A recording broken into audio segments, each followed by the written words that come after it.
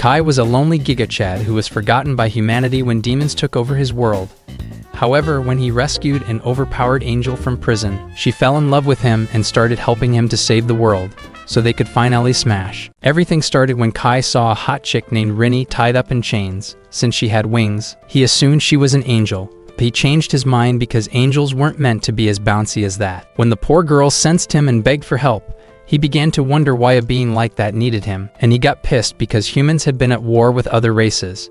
About 3 decades ago, humans had fought and won a war against 4 other races. Since then, the heroes of those races had been sealed away in enchanted tombs to prevent another disaster, and humans lived in peace. One afternoon before meeting Rini, Kai met Jean, his hot collie, and took her out on a date because she was leaving town soon. Everything went smoothly, and they had fun together. But at some point, Jean curiously asked Kai what their future would look like. She was already hinting at starting a family with him in the future. But before she could say it, reality glitched, and a singularity sucked everything that existed. Suddenly, Kai found himself standing in a wasteland, and it took him a moment to realize he was still in the same city he'd been in moments ago, only that it was in ruins. As he scrambled to figure out what was going on, a demon pulled up behind him and tried roasting him with enchanted flames. But Kai somehow managed to dodge and counter with a nasty attack that unalived the demon at the spot. Shortly after, another demon pulled up on him and was shocked that he'd taken out the other guy.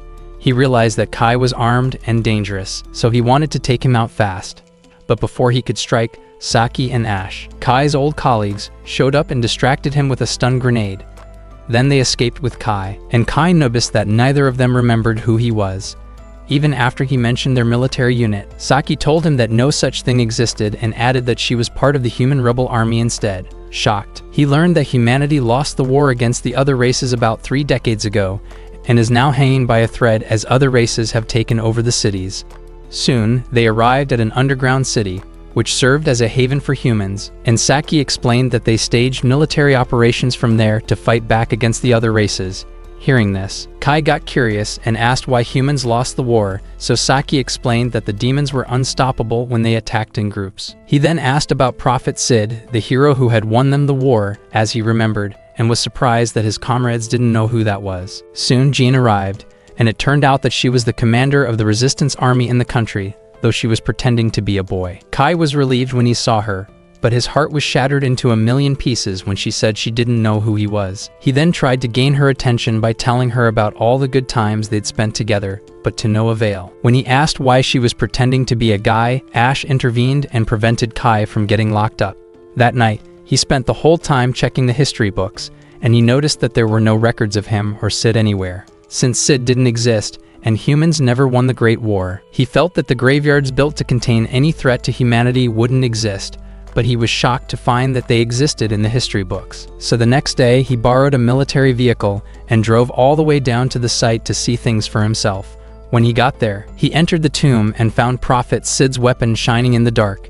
Curious, he touched it, and a voice told him that he was chosen as the wielder of the weapon, Code Holder. As Kai mentioned that name, he was transferred to an astral plane, and that was how he met the hottie, who was tied up in chains. Seeing her made Kai almost entertain the thought of getting freaky with her, but when he confirmed that she wasn't a demon, he took out his big black weapon and tried to destroy the chains. To his shock, the chains didn't come off after he struck them, and they remained intact even after he shot a magical blast at them. Frustrated, he recalled the legendary sword from earlier and wondered if it would be of any help. But when he mistakenly blurted out the sword's name, his weapon morphed into the legendary sword, and he used it to cut off Rini's chains. As the chains came off, he caught Rini to prevent her from falling to the ground. But when she woke up and saw his face, she jolted and challenged him to a fight, thinking that the demon hero, Vanessa, had sent him to eliminate her. Though Kai meant no harm, he was forced to defend himself from Rini's attack, but when he saw that he was bound to die if he didn't fight, his sword compelled him to block an attack. Rini was completely shocked when she saw that Kai could negate her magic, and it got her wondering if he was a demon or something. But Kai argued that he was just a human, and opted to show her his 6-incher to prove that he wasn't lying. Before that could happen, Rini believed him because she knew it would fit, and she went on to thank him for saving her. She also apologized to Kai for attacking him, but Kai brushed it off as no big deal, since he was only interested in knowing her race. First, Rini confirmed that she wasn't a demon, and she begged Kai not to ask about her race again, because deep down, she felt insecure about it. Kai agreed to her request and went on to introduce himself to her. But when he asked where they were, she told him she had no idea, because the last thing she remembered was being in a battle with Vanessa. Hearing this shocked Kai because fighting with someone like Vanessa meant that Rinny was plenty strong, and when he asked, Rinny boasted about taking out a fleet of demons on her own. She then asked how he could cancel her magic, but before Kai could answer, a being named Last Rider appeared from a portal and identified Rinny as an anomaly. While Rider attacked, Kai noticed she was overpowered, so he took Rinny and made a run for on the way. Rider captured Rinny, and Kai could only watch as Rinny cried out in pain. When he had had enough of it, he attacked the being, who grew shocked that he had the forbidden sword, and at the same time, the sword triggered a portal that sent Kai and Rinny back to their reality. There, Rinny clung to Kai because she was scared of getting wiped from existence, and she thanked him for saving her again, because deep down, no one had ever cared for her. Before then, the celestial race rejected her, and the demons called her an abomination, which was why she got into a fight with Vanessa. Hearing this, Kai sympathized with her and told her he understood her pain because he was living in a world where no one remembered him. He revealed that the history he remembered was the one where humans won the Great War and hated that demons were occupying human cities. Rinny was shocked after she heard this because, at the time she fought against Vanessa, humans were already winning the war. This stunned Kai because it meant Rinny was from the same reality as him, but it hurt when she mentioned that she didn't know who Sid was. Regardless, he told her they were alike, and Rinny got excited because she had finally found someone who understood her. Outside, Rinny fell to the ground because she was weak from all that fighting, so Kai helped her up, offering to take her back to his city. At first, Rinny felt skeptical about it since she didn't fully trust humans, but after Kai told her to trust him, she agreed and looked forward to seeing what life among humans would be like. Later that evening, Kai lay in bed, exhausted from the long day's chaos. He was also tired because he had to show her the basics of human civilization. Though he was grateful she could hide her wings and not attract too much attention. Rinny was in the bathroom when Kai was thinking about checking out his weapon, but not until Rinny showed up, yelling that the water wouldn't stop rushing. As Kai accidentally saw Rinny's plots, all the blood left his brain, but he turned away to prevent clapping her under his sheets. Yeah, boy. After holding it in, Rinny jumped into bed and got jealous of humans because they got to sleep on fluffy surfaces like that, whereas in her case, she usually slept on hard rock. However, she noted that the surface world was in ruins, and Kai hated that demons occupied it. He quickly realized that this reality was the opposite of the previous one, and he hoped there was a way he could go back. Around midnight, Rinny jumped on Kai and warned him that demons were already close by.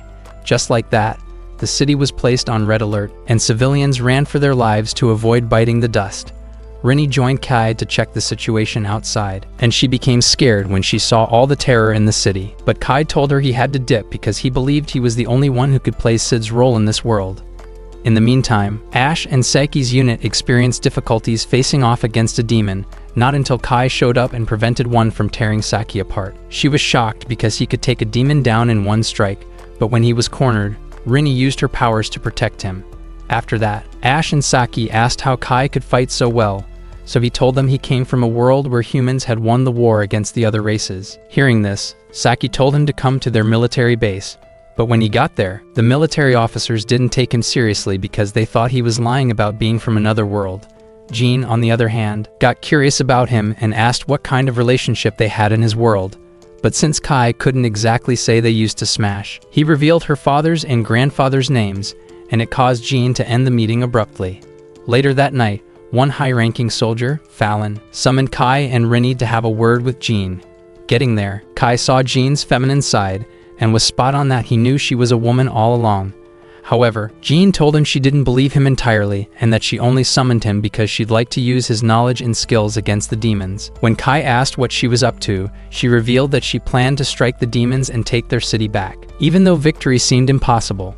Hearing this, Kai offered to lend a hand, insisting that they could only be successful if he and Rinny fought Vanessa themselves. Shocked, Fallon asked why he would want to risk his life, so he told her he wouldn't be able to face his comrades if he abandoned this world and returned to his reality. He then proposed a good plan to attack the demons, and as it became clear, Jean began seeing a possibility of defeating the demons and their leader. A few days later, Kai joined Jean and her men on a stealth mission to take back their country from demons. On the way, Suki got nervous because she was on the assault team, so Rini gave her a gentle pat on the head and made her feel better. She assured Suki that she was strong and was only capable of losing to someone like Vanessa, though she mentioned that she would self-destruct if she couldn't defeat her.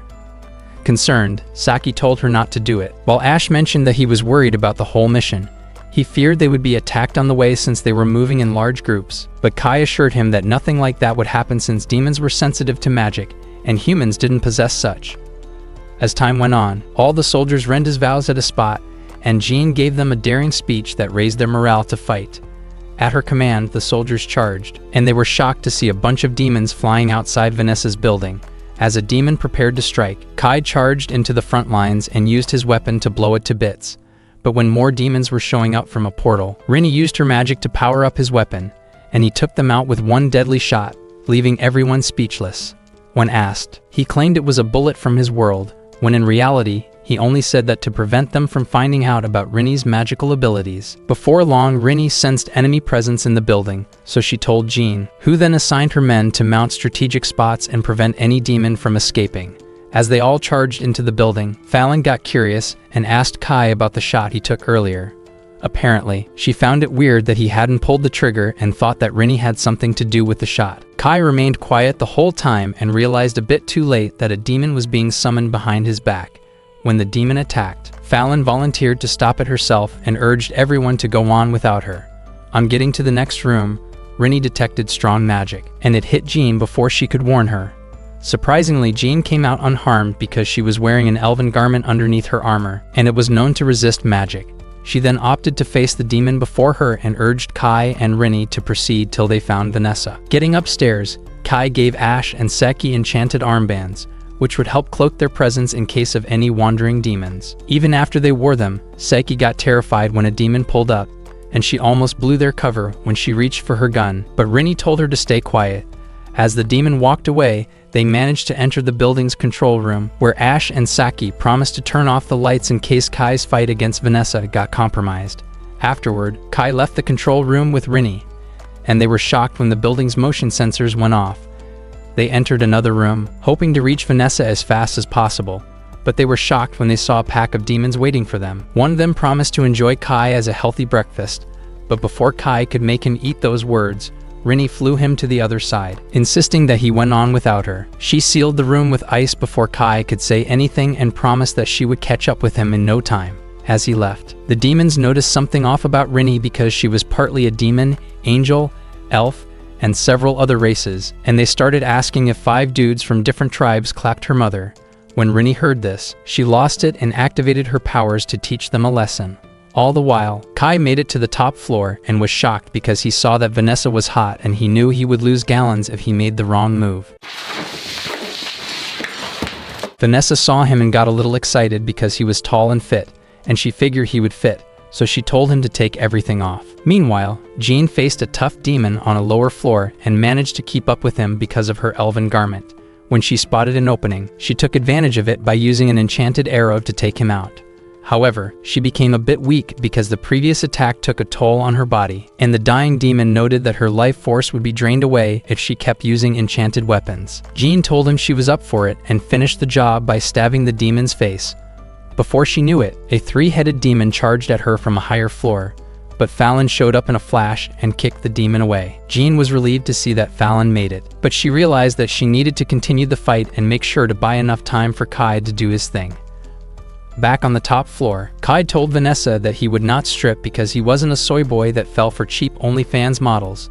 Though pissed, Vanessa maintained her composure and became thrilled because most men fall whenever she crossed her legs. She then asked Kai if he was the commander who used an elven garment, and he declined, insisting that he was from a world where she was defeated. Curious, Vanessa asked to know what race defeated her in that world, and when Kai mentioned that it was a human, she laughed because she had always seen humans as weaklings. But when she heard the name Sid, she became shocked and started murmuring something about reincarnation, and it made Kai ask what she knew. However, she brushed him off, thinking he wouldn't be a threat, and proceeded to finish him off with one strike. To her shock, Kai countered and went head-to-head with her without breaking a sweat, but he started sweating bullets when Vanessa attempted a long-range strike on him. After the blast, Vanessa was pretty convinced that Kai was dust, but when she saw that Kai survived, she wondered how he did it and why his weapon was special. Soon, Rini showed up a bit injured from her previous fight and offered to fight in Kai's place. But before she could strike, a portal opened, and Ryder identified Vanessa as an abnormality because she had mentioned Sid's name. She then tried to erase Vanessa from existence, but Vanessa countered with a spell that destroyed a great part of Ryder's body. As a result, Ryder was forced to retreat and Rini became scared, because although she had fought Vanessa before, this version might have escaped an asylum. When Vanessa recovered from Rini's attack, she assumed her true demon form and was ready to unalive Kai and Rini at once. All of a sudden, Rini charged at Vanessa and cast an enchanted prison around both of them, begging Kai to escape while he could. Kai hesitated because he didn't want to leave her behind, but before he knew it, Vanessa broke free from Rini's barrier and tossed her to the ground like garbage. Triggered, Kai charged at Vanessa, but he ended up getting blasted into a wall by Vanessa's magic. Rini was shocked when she saw that Kai was not responsive anymore, so she lost it and assumed her true form, promising to beat Vanessa to a pulp. Vanessa was a bit thrilled by Rini's form because she looked like all 5 races mixed in one, and she wasn't bothered about eating punches from the mutant. At some point, she evened out Rini's strength and laughed at her for not using her powers to save Kai from the beginning. She told Rini that Kai would still have been alive if she had assumed her true form, and quickly realized that Rini felt insecure about herself, and didn't transform because she didn't want Kai to see her as a monster.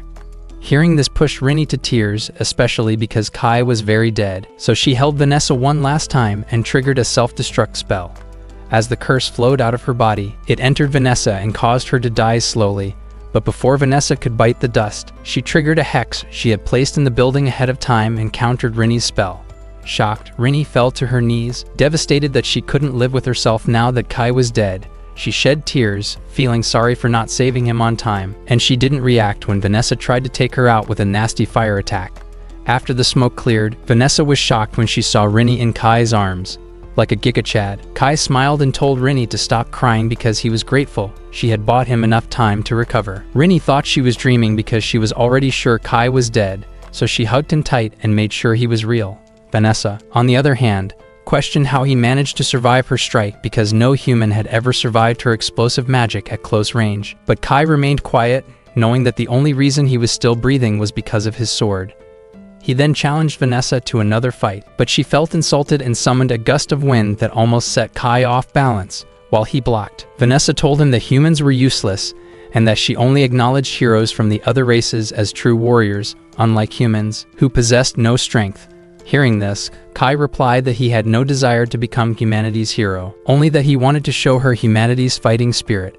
Laughing, Vanessa told him the only spirit he had was the one that would leave his body when he died, and she went on to summon a large rock to smash his head. As the rock came crashing down, Kai destroyed it in a single strike using his weapon, which then caused Vanessa to summon multiple flames to roast him. But before that could happen, Kai gave the signal to Ash, who turned off all the lights in the building. In the darkness, Vanessa saw Kai's glowing sword and attacked, thinking he was the one. But she was taken aback when the smoke cleared and she realized she was attacking Rini instead. As for Kai, he pulled up behind Vanessa, so Rini threw him the legendary sword, and he used it to defeat Vanessa once and for all. Vanessa didn't hesitate to acknowledge defeat, though she hated that she was already fading from existence. While that happened, she recalled the name Sid and started saying something about world reincarnation, which caught Kai's attention.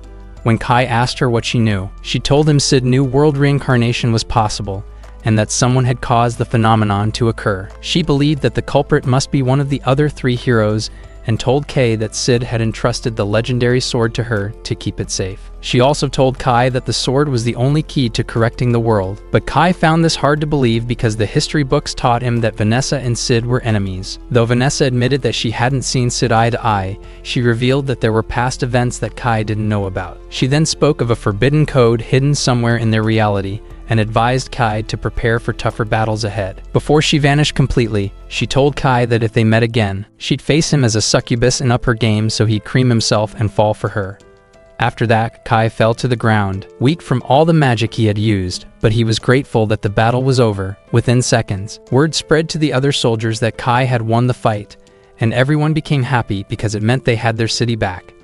The next morning, Jean showed up and thanked Kai and Rinny for helping to defeat Vanessa, especially because her people could then rebuild their city back to the way it was. She then mentioned she wouldn't be part of the reconstruction process because she had her eyes set on something else. So Rinny curiously asked if she was going to retire or something. Jean replied that she would be setting sail beyond her country to the other nations that had been conquered by the other races. She wanted to command her forces and join the other nations to win and end the Great War, and because of that, she asked Kai and Rinny for help. Kai was amazed while she spoke because she was more mature and ambitious than the other versions of herself from his reality. However, he agreed to join her cause and support her to the end as long as he was rewarded with interracial kitties to clap. Later on, while Kai talked about ending the war and finding the culprit behind the world's reincarnation, Rinny listened to him and was shocked when she saw a reflection of Sid in him. A few days later, Rinny was running for her life in the astral plane, and when she fell, an unidentified man tried to help her escape. However, she woke up and realized that it had just been another dream, since she was already on a trip to the Io Federation, which was the next country. During the trip, Kai sat quietly and flashed back to what happened after the battle with Vanessa. Back then, Rinny noticed the presence of demons and alerted him immediately, so he ran off with her to trace it. Somehow, the building they were in got engulfed in a barrier, and that was when Meryl, Vanessa's sister, showed up. Seeing Kai, she realized he was the one who defeated her sister and decided to shoot a flame blast at him. Though Kai blocked the attack with his weapon, he didn't notice when Meryl sped to his back and tried to strike him. But thanks to Rinny, he got to live another day. Rinny threw Meryl away like trash and told her to keep her hands off Kai since she wasn't sharing. Hearing this, Meryl laughed since Rinny was only gatekeeping Kai because of his sausage. So she tried to win Kai over by telling him she liked it girthy and hard. Unfazed, Kai told her he had already dealt with her sister, but deep down, he knew he was cooked if she took him seriously because she was hotter than Megan Fox. On the other hand, Meryl found it hard to believe that some lowly human had defeated her sister, but from her reaction, Kai was forced to ask if she was there to take revenge on him. To his shock, Meryl said she had no interest in seeking revenge, especially because she was now the only one in charge of her race. She then proposed a deal with Kai, offering not to attack the royal capital at all. She insisted that her people would remain in the other parts of the country, under the condition that the humans fought the 3 other races instead. Kai saw through her end goal, but accepted the deal anyway because he was positive about winning the war. Meryl then promised to cheer for him, and since she liked him, she promised to reward him with a kiss if he made it back alive. Unmoved, Kai told her he wasn't interested in that, so she offered to let him smash instead, but he told her he'd rather smash an orc. After she took the doll, she prepared to leave and told him to be careful of Alfreya, the Lord of Heaven, because he had been acting strangely lately. Back in the present, Rinny sensed a weird presence up ahead, and she informed her crew immediately. Turns out it was a dragon, and Ash found it weird that something like that was attacking them, since they were still in demon territory.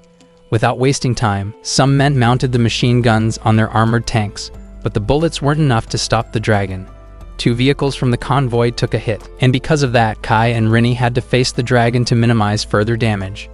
After they took down the dragon, Jean ordered her men to camp at a spot for the night so the injured could recover. As Kai prepared to rest, he was shocked to find that he was in the same tent as Rinny, and even more shocked when Jean joined them. Since he was the only guy in the room, Fallon called him out and told him to guard Jean throughout the night and not get any funny ideas. Kai accepted her request, but when he entered the tent, he realized that something was going to get longer and harder than his big black gun. When it was time for everyone to sleep, Jean told him to be careful with her because she used to move a lot when she was in bed. But around midnight, he found himself stuck between Rinny and Jean, and the only thought on his mind was how he'd avoid paying child support. The following day, his eyes turned black because he didn't get any sleep, but he didn't care since he was more focused on getting to Ao. Luckily for him, his unit arrived there in no time, and the civilians gave them a warm welcome because they had helped defeat Vanessa. Up ahead, Ao's military advisor, Zeph, welcomed Jean, and his soldiers saluted her men for winning against the demons.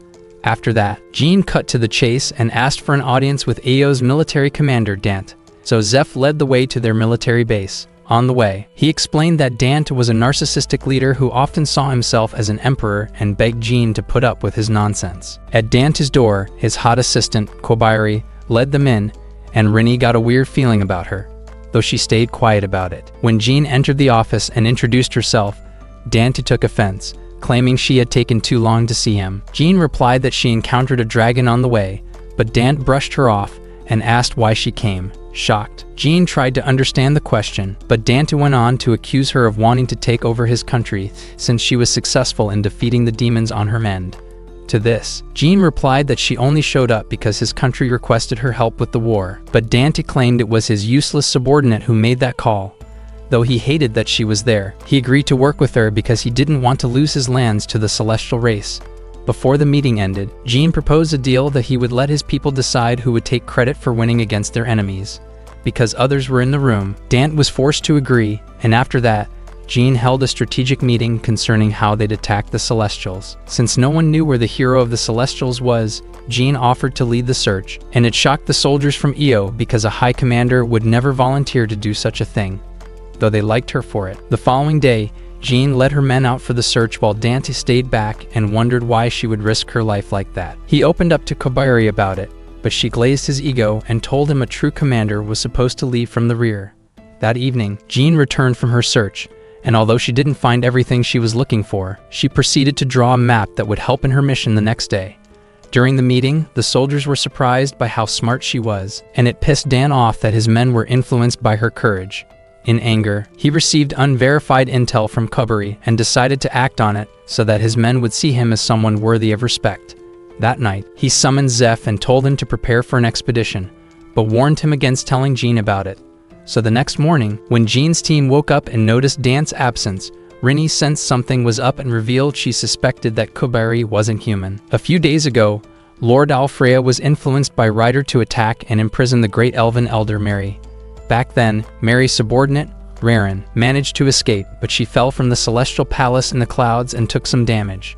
When she recovered, her people wanted to know what had happened, so she told them to summon all the elves, dwarves, and fairies from the celestial race to fill them in on what was going on. She was then asked about the captured humans in their custody, and though it surprised her, she thought about using them as leverage. The following day, Jean and her men swarmed the elven forest because she hadn't heard from Dante's men since the previous night. Kai believed someone had pushed Dante to invade the forest with his men, and the only person on his mind was Kobari. Hearing this, Jean decided to lead an op to investigate the woods and see things for herself. While at it, she saw elven traps everywhere and realized that Dante's men must have fallen for them. Rini picked up an elven scent and tried to follow it, but as they went deeper into the woods, they activated an elven magical gate that teleported them deep into elven territory. There, they saw a fairy playing around, but the fairy ran away when she realized she was surrounded by humans because she thought they would eat her or something. Shocked, Kai followed behind her, only to be surrounded by armed elves when he reached the other side. As his team wondered what to do next, Kobari showed up and confirmed that she was an elven spy. Curious, Jean asked about Dante's men, so she was told they were still alive, only that they were paralyzed hostages. She then proposed a deal to release them under the condition that Jean's team fought the angels. Hearing this, Kai was shocked because he thought dwarves and angels were on good terms since they were all from the celestial race. However, Kobari told him the angels had started the conflict, and she led his team to Raren so she could explain better. Raren received Jean's team and immediately noticed that Jean wore an elven garment underneath her armor. She then asked how she got it, and after Jean explained that she had seized it from a demon she had defeated, she let it slide because it was forbidden for humans to wield their magical items. After that, Raren proposed a contract to Jean, offering to release the hostages if her team rescued the elven great elder from Lord Alfreya. Shocked, Kai asked why Alfreya, who was the hero of the Celestials, would capture the elven great elder, so Raren revealed that Alfreya had changed. Before then, Alfreya had been a good hero who cared for the Celestials, but had changed all of a sudden and demanded that the Celestials be subservient to angels. Since Raren and Elder Mary didn't like this, they went up to the Heavenly Palace to settle things with Alfreya, but they were attacked instead, and that was how Mary was imprisoned. Hearing this, Kai understood why Raren wanted humans to fight for her race, but Fallon didn't trust her because she felt there was a trap. She requested something that would prove their innocence, so Kobari volunteered to follow her, insisting on laying down her life if things went south. Still, Fallon wasn't comfortable with this because she believed Kobari's life wasn't enough to pay for her teams in case they all died, so Raren decided to take her place instead. Seeing this, Kobari became uncomfortable, but Raren told her she had to do it because her race was on the verge of a civil war if nothing happened. At night, while everyone was asleep, Kai stayed up to keep watch. so Raren decided to talk to him. First, she confirmed if Kai was the one who defeated Vanessa, and asked to know if his sword would work on Alfreya. Hearing this, Kai got the memo that rescuing Mary meant fighting against Alfreya. As he thought about it, Raren told him she wouldn't let him leave the Elven Forest alive if he decided to chicken out of their contract. Kai said he knew already, and then went on to ask her if she knew Sid. From her expression, he could tell she didn't know anything, so he realized the only person who would know was Alfreya himself and looked forward to confronting him. The following day, Raren led Jean and her team to a tree that led directly to the Angel Palace. There, she activated an enchanted gate that teleported them to the Angel Palace, but she was shocked when she got there and saw a bunch of angels lying weak on the floor. As she wondered what had happened, she led the way to another gate and took the team to a higher floor. A few floors later, an angel named Viscus shot a gust of wind at them, but they reacted swiftly to avoid falling to their deaths. Viscus was a bit disappointed when she saw that Raren was the one who led Jean's team to the palace. And since Raren was an elf, Viscus told her that her ears were so big that they could hear colors in 4-key. She went on to announce herself as a loyal servant of Lord Alfreya, insisting that she would do anything he wanted, even if it meant calling him daddy and wiping out a ton of angels who didn't respect his authority. She revealed that Elder Mary was going to be executed soon and mentioned that it would serve as a warning message to Celestials that they were all inferior to angels. After that, she tried to land a surprise attack on Jean's team, but Fallon reacted swiftly and blocked it. While it went down, Ash and Saki opened fire on Viscus, and they bought the others enough time to proceed to a higher level of the palace. Getting there, Raffaello, another angel, attempted a surprise attack on Raren, but Jean stepped in on time and blocked it. She stayed back to fight and promised to join Kai later when she was done beating Raffaello up, so Kai agreed and went up with Raren and Jean. As they got there, Raren saw Mary trapped in a crystal prison and called out to her, but Alfreya answered and questioned why she had chosen to disobey him. He believed that all the blessings of the world were meant for angels alone and that everyone else was trash. Back in the battle against Viscus, Fallon managed to hold her own against the angel thanks to the flaming sword she had gotten from a mythical beast. Viscus noticed the sword's power and mentioned that the celestial race was skilled in creating such magical items, but Fallon wondered why she was running her mouth when no one had asked her to speak. She questioned why Alfreya had turned against the same celestial race he was part of, but Viscus claimed it wasn't something a normal human could fathom. Above them, Rinny was breathing heavily because she was a bit tired from all that fighting with Raffaello.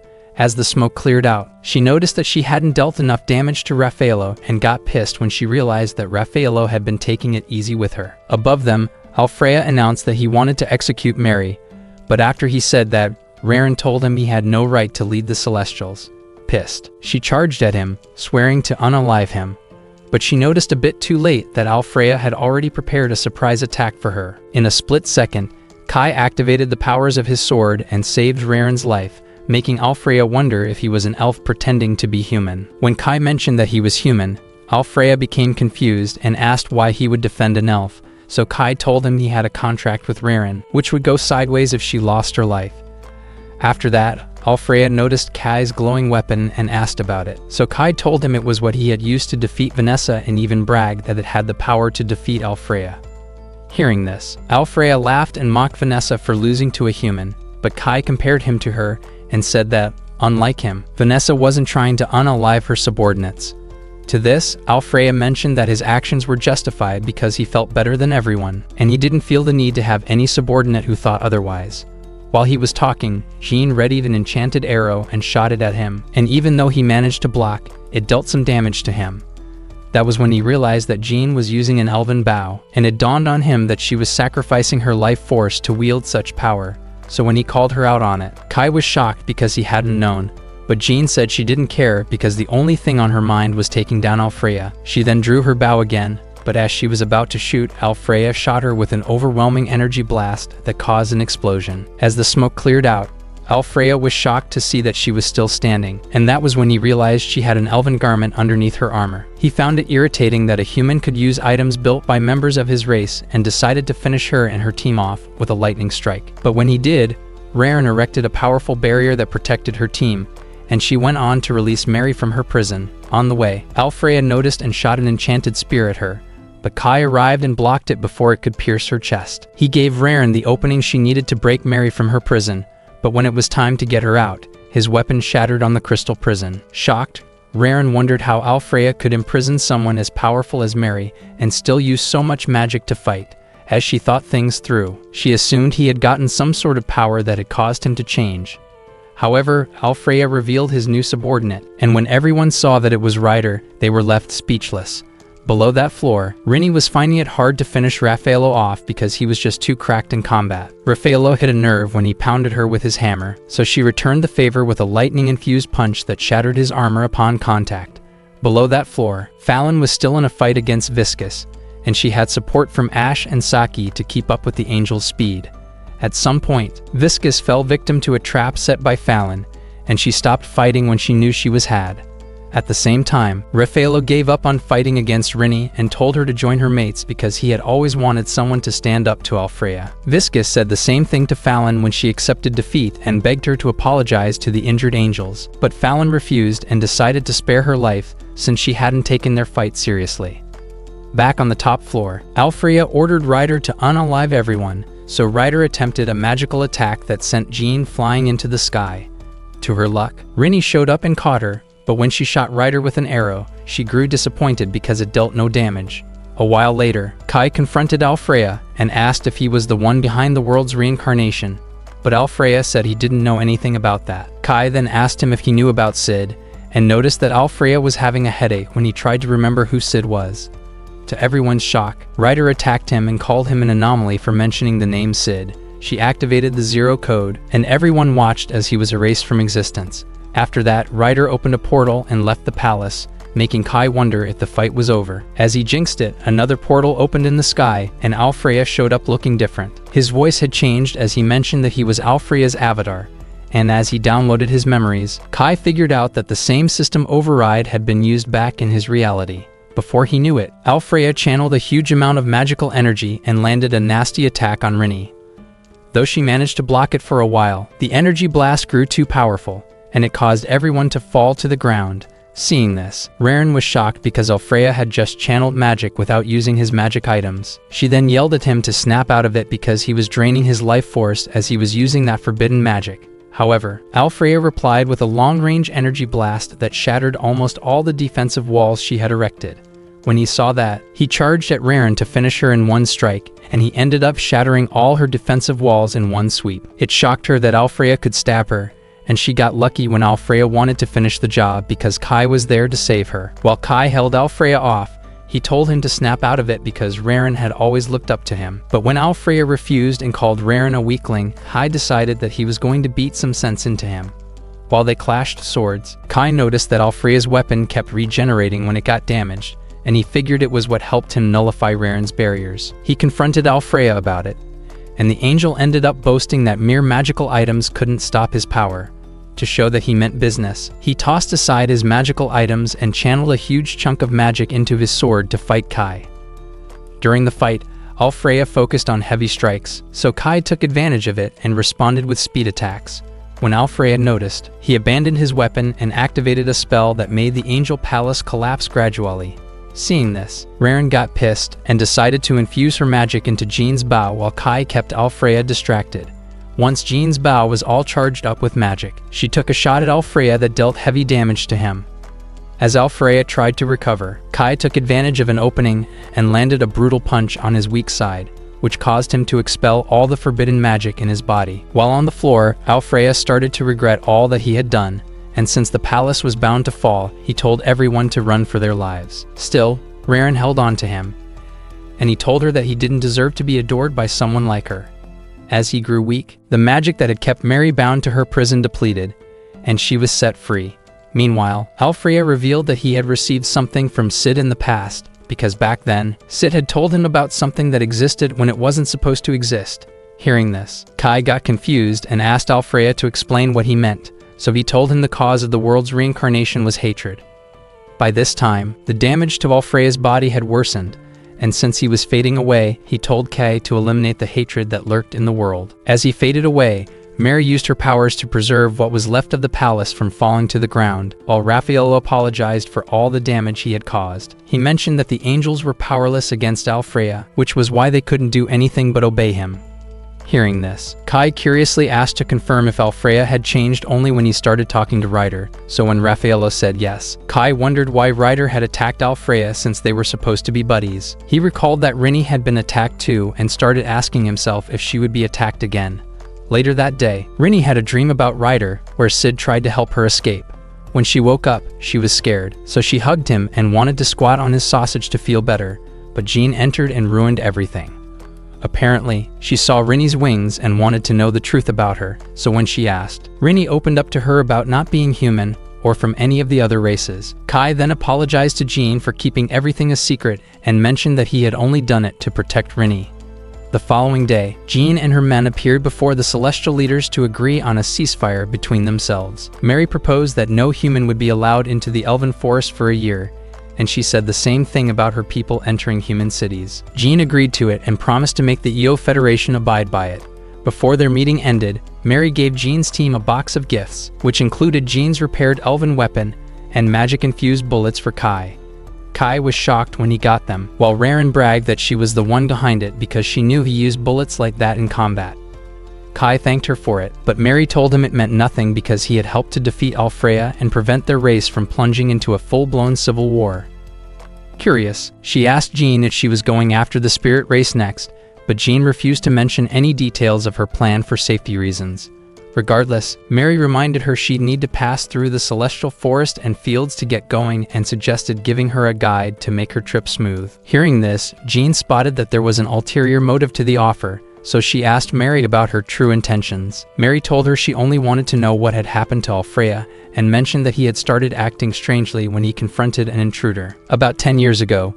Back then, it was the hero of the mythical beasts, Wrath, who met him, and Raffaello confirmed this because he had seen them together. He said Alfreya had spoken with Wrath for hours, and from the nature of their conversation, it felt as if they were colluding and conspiring about something. He also said Ryder showed up for the first time in the celestial forest around the time Alfreya had started seeing Wrath on the side. Hearing this, Jean realized Mary and the other Celestials just wanted to know the truth about Alfreya and his connection to Wrath and Ryder. To finalize their deal, Mary appointed Raren as Jean's team guide, and her reason was that she had noticed Raren's recent attachment to Kai. When she said this, Rini got jealous and pointed fingers at Raren, suspecting she wanted to sway Kai with her throat game, but Raren claimed she wasn't interested. That evening, Jean and her team returned to the AO military base and informed Zeph about the truce with the Celestials. Jean then thanked Dan for providing her team with military supplies, but he told her to cut it because he knew she was trying to sugarcoat the nonsense he had pulled the previous day. Concerned, he thought about everything and told Jean she'd need to change her battle tactics because the other two races would see her as a threat for winning over the demons and Celestials so easily. To counter that, he felt that human collaboration was indeed important, so he suggested that Jean meet Balmung, the Yulin military commander who was dealing with the spirit race, and form an alliance with him. Hearing this, Jean realized that all those McDonald's he was eating didn't affect his brain, so she commended his foresight and told him to flush his ego down the toilet every once in a while. Elsewhere, Kyoko, the hero of the spirits, met with Wrath, who was faking concern about the other heroes who had passed. Kyoko saw through it and told her to reveal her intentions, so Wrath threatened her, promising to wipe out all spirits from the planet. When they started fighting, Wrath showed tremendous power, tossing Kyoko across the forest, but Kyoko later countered her with her universal mirroring attack, which changed the dynamics immediately. Despite trying her best to fight back, Wrath ended up sandwiched to the ground. Trying to take advantage of the opportunity, Kyoko charged at her to finish the job, but she was countered by Ryder, who suddenly appeared and took her out. Kai and the other surviving members of Jean's force regrouped and headed through a narrow, uneven trail in the forest to the Yulin Federation under Raren's directions. Saki worried that Raren wasn't being careful enough, and that her carelessness would cause a scene if the others noticed she wasn't human, but Raren told them not to worry because her garment could fool people into thinking she was a harmless human. Realizing that they still had about 3 days to get to their destination, the group decided it'd be best to find somewhere to set up camp, so they headed toward a spring about 12 hours away from their current location. On the way to the spring, Fallon pointed out to Jean some unusual bite marks she had noticed on a few trees, which could only have been caused by a mythical beast. Although they were in the AO Federation, which was supposed to be safe, they realized that they might have to prepare for the worst. At the scene of the battle, Wrath, surprised that Kyoko had been taken down so easily, wondered if she was really gone, or if she had just escaped with her core into a nearby river. She, however, concluded that whichever kind of exit Kyoko took, they'd be meeting again soon.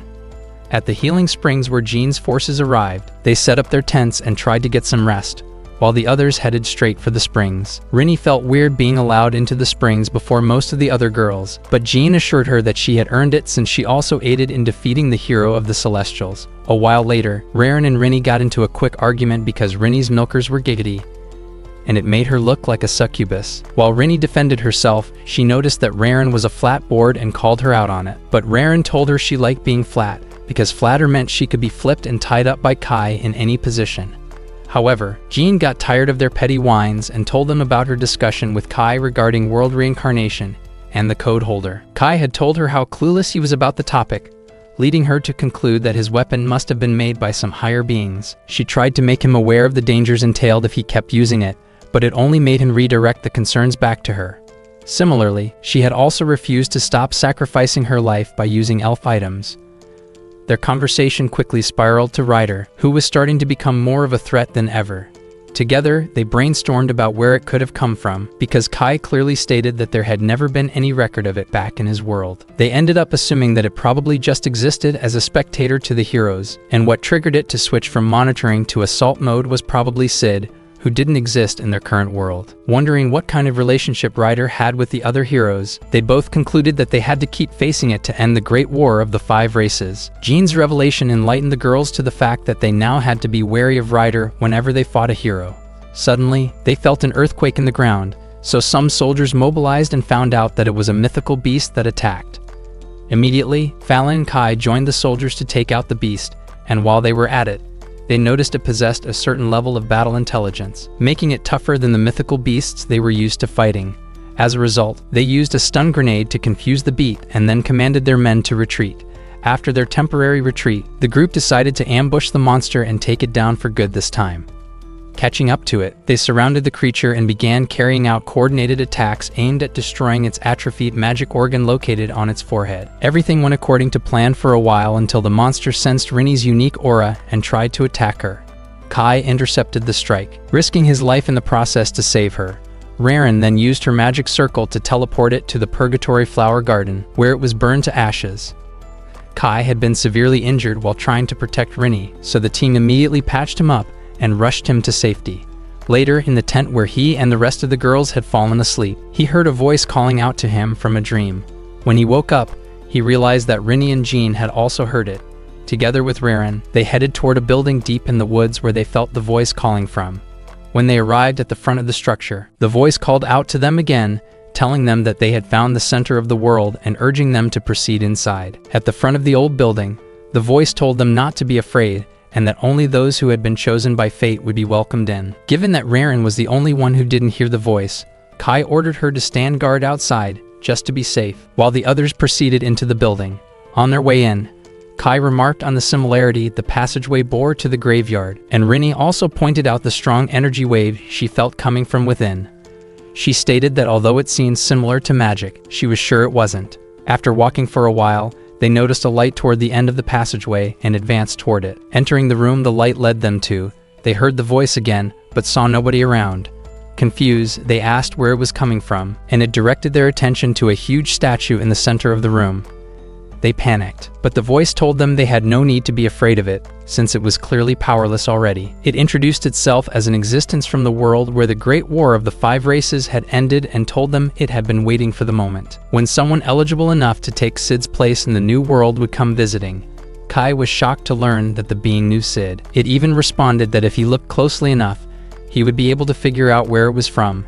After looking closer for a while, Kai identified the statue as the prophetic god from his other world, which humans prayed to in order to see into their future. Apparently, Arsala Solaka, the being, was the one who gave Sid the prophecy and the shining sword he had used to defeat the four heroes and end the Great War of the Five Races in the other world. The deity revealed that humans had always worshipped it over the years, and that was why it created the code holder to protect humanity when the Great War broke out. The deity also revealed that it was glad Kai was the one who had found the code holder, and that it had been the one guiding him ever since then. It shared that it had used all its power to create the code holder, and that it had been in such a miserable state, unable to stop the world's reincarnation that erased Sid's presence. However, the deity bestowed a prophecy upon Jean and appointed her as a prophet to take Sid's place and become the hero for humanity in their world. Jean was shocked as to why she had been chosen to be the hero, and the deity responded that although it had examined a few other worthy candidates, including Kai, she was the one who was fit enough. Bothered, she asked what the fate of the world would be if she finally managed to defeat all the heroes of the other 4 clans, as well as Ryder, and the being answered that it would depend on the extent of the erosion caused by the world's reincarnation afterward. On their way out of the building, Rinny shared her concern about not knowing if they could trust the being, but Kai assured her that since it was the one that had created the code holder, then it definitely wasn't their foe. Outside the building, the trio linked back up with Raren, who had been waiting forever.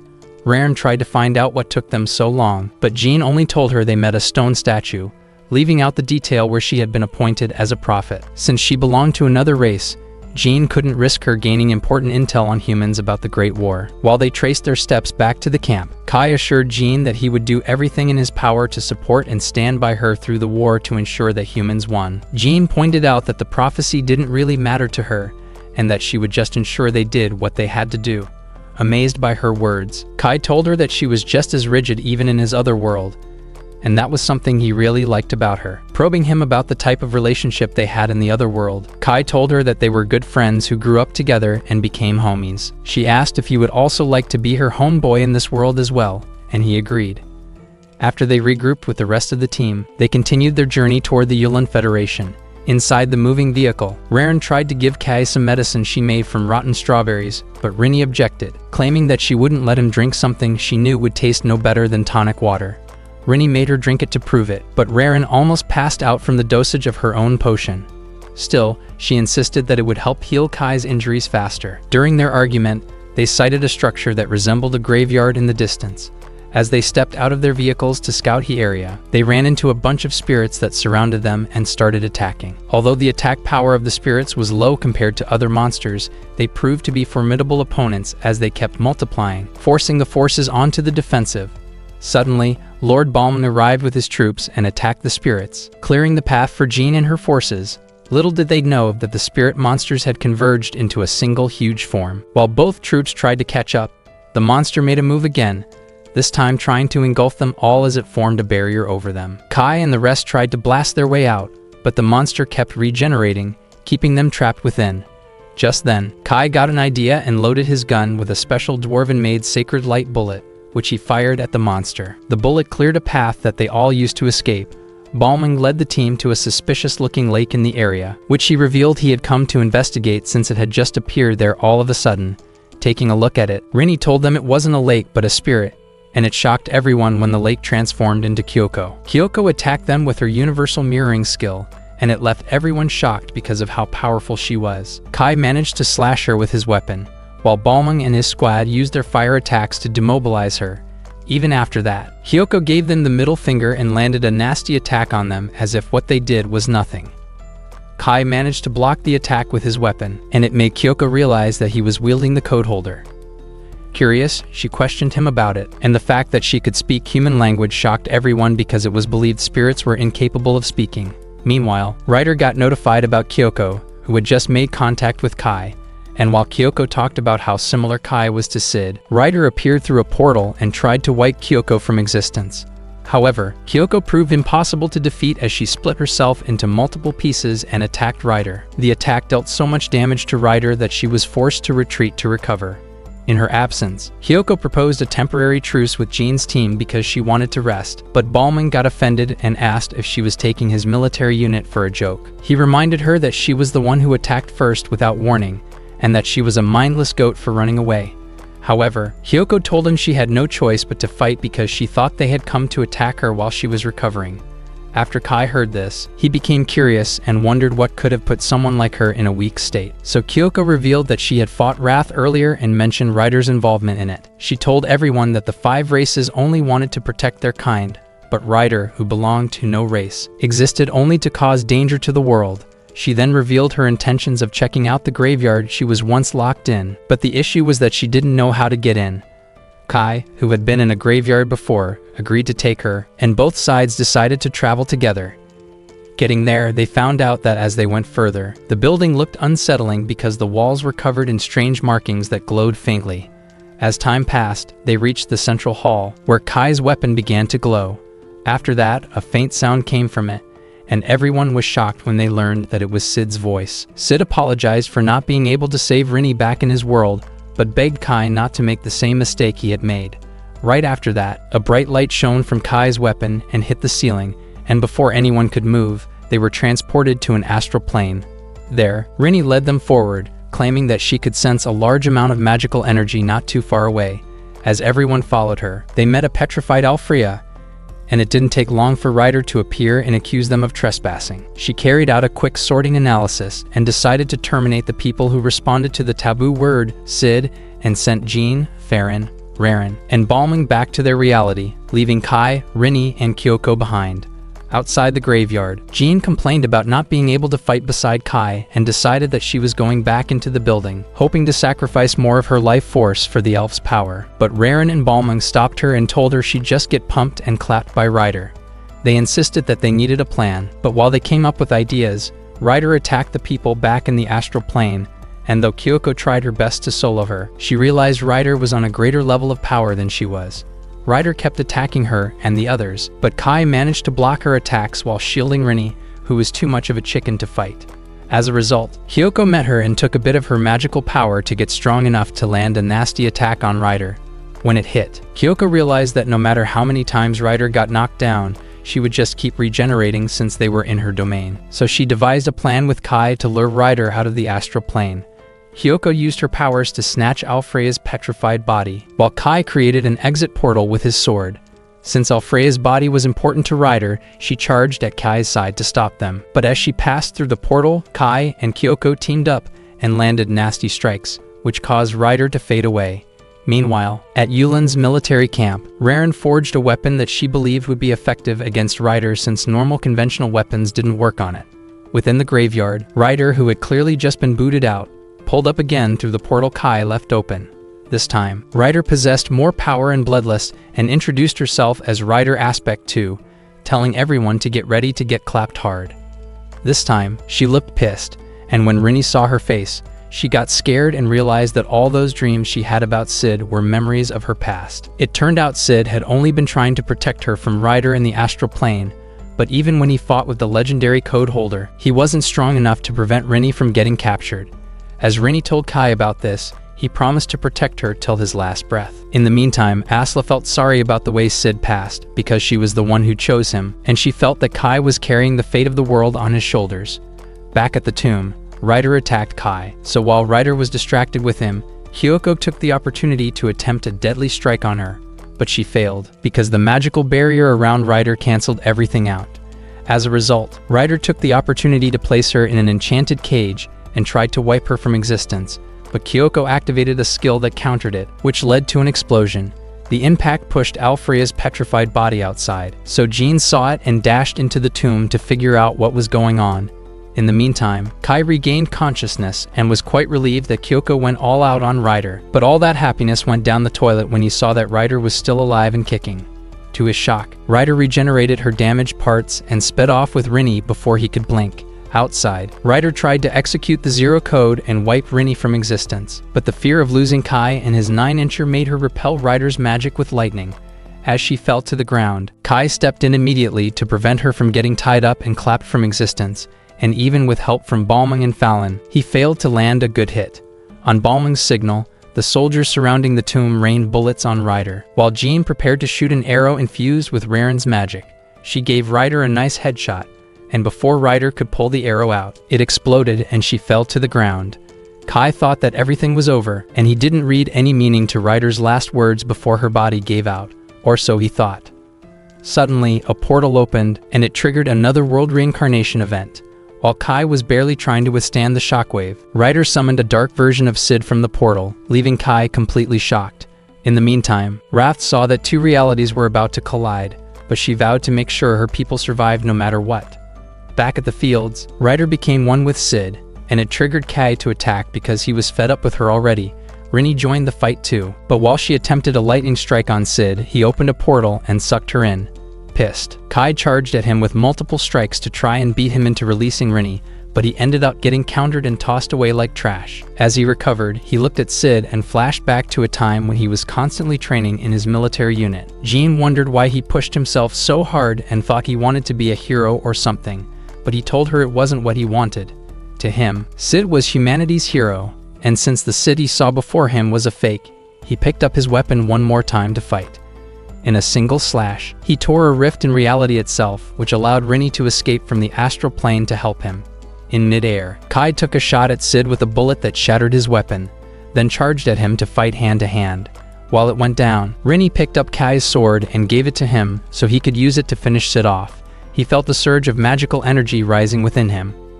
So he sliced off Sid's arm and struck him with a fatal attack that wiped him from existence. Since the portal that triggered the world reincarnation event was still active, Rinny flew toward it to end things herself, and Kai yelled at her to come back because he thought she wouldn't make it. Regardless, she flew away, and her magic caused Kai to see memories of himself from his previous reality. When he woke up, Rinny was excited to see that he was alive, so she hugged him. She then opened up to him about her feelings and told him she wanted to be more than friends with all the benefits. Hearing this, Kai realized she was bound to get pregnant in the next 2 minutes. But before he could smash, Jean entered the room with Raren and ruined everything. Jean didn't hesitate to toss Rinny aside because she didn't want to miss the chance of making little ones with Kai, but Raren wanted the same thing too. She was concerned about Kai because he had been out cold for 3 days since he defeated Ryder. Though shocked, Kai was glad that everything worked out, but he wondered when he went from being an ordinary soldier to a Giga Chad whom 3 of the baddest chicks wanted to have offsprings with. A few plotful hours later, everyone gathered at the Yulin Spirit Graveyard, and it appeared that Alfreya was placed there for safekeeping. Hyoko looked very much alive, though she looked tiny as she sat on Balmung's shoulder because of all the magic she had used in her last fight. When Balmung made fun of her size, she told him that, though she was that small, he still wouldn't fit. Hearing this, Balmung got pissed, but Raren warned him against doing anything stupid because one wrong move and Alfreya's petrified body would be toast.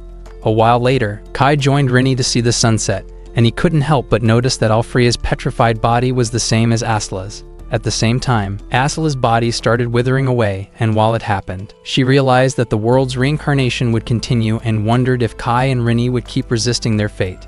However, Kai promised to always be by Rinny's side and protect her no matter what. And all lived happily ever after, or so we thought. The end. That's the end of today's video. If you stayed until now, comment down below on who was more giggity between Rinny and Gina. Leave a like and subscribe to the channel if you want me to post unplotted. But don't forget to check out the next video with lots of hand lotion. It might just be your new favorite anime recap. Stay focused, peace.